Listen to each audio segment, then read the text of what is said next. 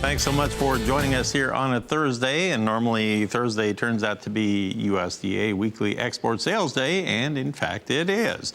And here to help us sort out all the numbers, let's go check in with the folks at Allendale Incorporated in McHenry, Illinois. We have Rich Nelson on the line. All right, Rich, thank you for joining us today as we take a look at these early numbers that have just come in from USDA on the export sales. What are your thoughts on the way the numbers look here this morning? You know, for the most part, not getting too much excited here. We've seen the corn numbers, 653,000 tons. This was within the trade expectation. No big surprise there.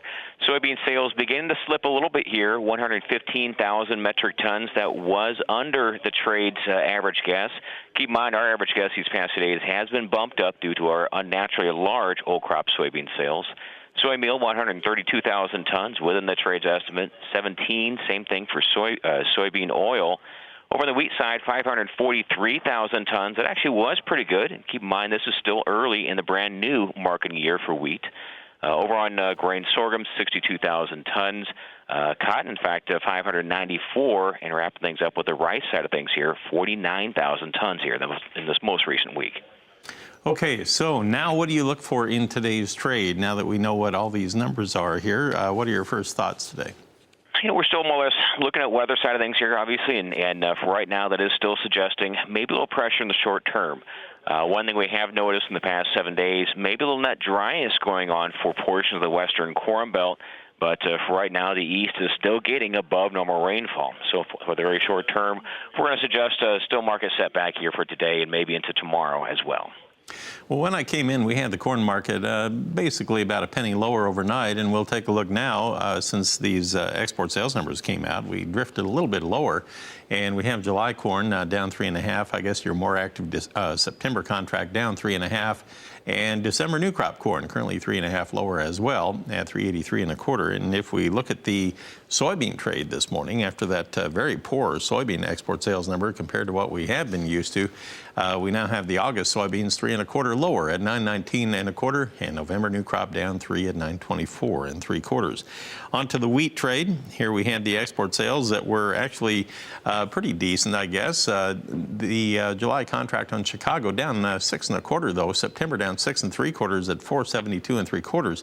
And that's pretty close to the low of the overnight ranges here. If we look at the Kansas City market at the present time, here we have the September contract down 7.25 at 478.25, within a penny of its low of the overnight session. And on Minneapolis spring wheat trade, here we have September down 3.75 at 648.75, and that's on the low of the day or low of the night here so far. That has to be a bit disappointing here, Rich. No, it sure does. You know, for right now, like on the wheat side of things here, we did have our good concern right now, but obviously we cannot get a spring wheat-based concern rally to support us on the corn and soybean side. So no doubt in the short term, we are setting back right now. Nobody's calling a top yet in wheat, but certainly with this recent trade, a lot of people questioning it right now here. Anything else you're looking at in the outside markets today? As far as outside market issues, that's actually a great discussion point. We are seeing maybe a little support finally here for this crude. Last trade is up 25 cents. As a reminder, though, this push below $43 is still considered a disappointment here for us on the grains as well. And over on the dollar, it looks like we're trading down a mild 20 cents there. Okay, well, Rich, I'll bring you back here in a moment. We'll talk more about the markets on the livestock side, too. We're talking with Rich Nelson of Allendale Incorporated. We'll have more when we come back right after this.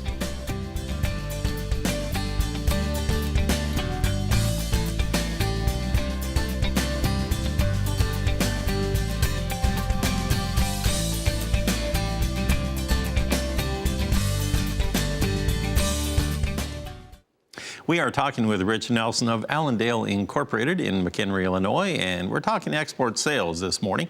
The new numbers had come out from USDA at 7:30 Central Time, and as a part of those numbers, we also have beef and pork export numbers. Now, these numbers were actually quite sad last week on the beef side. On the beef side, we had 16,600 tons this time around, and you know what, Rich? That is 96% higher than last week. That's a vast improvement all in 1 week's time, and the pork wasn't too shabby either at 24,700 this time around. Definitely a great point there. Beef sales are at almost 17,000 tons here. This was actually about 3% over last year, so a good rebound there. And in fact, the best in 8 weeks as far as that goes. Not a massive number, but certainly better than the recent low sales we've been seeing here.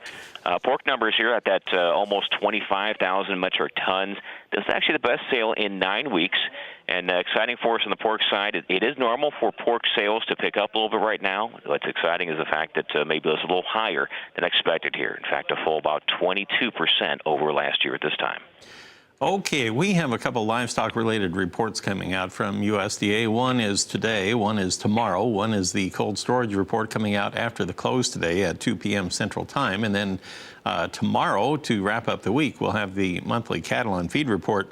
And you look at what's been developing in the cash cattle trade. If we look at our livestock summary from yesterday, here we had the cash cattle trade on a live basis. It looks like the market was about 121 to 123 on a live basis. And it was a light, I guess I'd call it a fairly moderate trade yesterday. And on a dress basis, the range, 193 to 199 yesterday. That was quite a few dollars lower than what we had seen in the marketplace here just a week ago. Certainly was a disappointment, and also the fact is, as we saw those early trades, we saw later on throughout the day, those bids continued to be lowered a little bit here as the trade session went on. So that's also another negative here, and we might see maybe a little pressure as far as today's discussion on the beef side initially from this cash cattle trade, but maybe we'll see some support on the beef side from the export sales later on throughout the day here today. And I wanted to cover what the beef cutout values did yesterday afternoon compared to what the pork carcass cutout values did. And here's a look at the beef side. Yesterday afternoon, we had the choice cuts priced at $245.42, and they were down $1.57. Meanwhile, the select cuts down 98 cents at $218.90 per hundredweight. So the spread narrowed up a little bit, about 60 cents yesterday. But boy, you look at the pork carcass cutout values after they came out yesterday afternoon, and this is several days in a row now where we've had carcass values increasing over $2 at a time. This time they're up $2.24. They were priced at $101.09 according to the chart that I had here. Definitely a great point there. 101, certainly getting a lot of people excited here, and this is also exciting because it surpasses last year's peak of just about 91. So no doubt about that. This market right now is suggesting short-term supplies are still tight. On a seasonal basis, we actually won't see the lowest slaughter week of the year yet until maybe another 2 weeks. So on a seasonal basis, we still have tight supplies, and for right now, we don't have massive heat yet to turn off demand on a seasonal basis as well. So we definitely are seeing a little surprising trade on this wholesale pork end. And if you look at the loin market, that was up $4.50, $4.51 technically, and the belly market up $5.22 yesterday afternoon on the belly. So big moves there as well. Rich, thanks a bunch. I appreciate you visiting with us here today. Sounds great. Thank you. All right. We'll be catching up with you soon. Once again, Rich Nelson of Allendale Incorporated in McHenry, Illinois. So, Janet, we're about ready to get off and running here, but some major reports kind of lurking in the background. Something to keep you on your toes throughout the day once again. A little bit, yeah. Thank you, Marlon.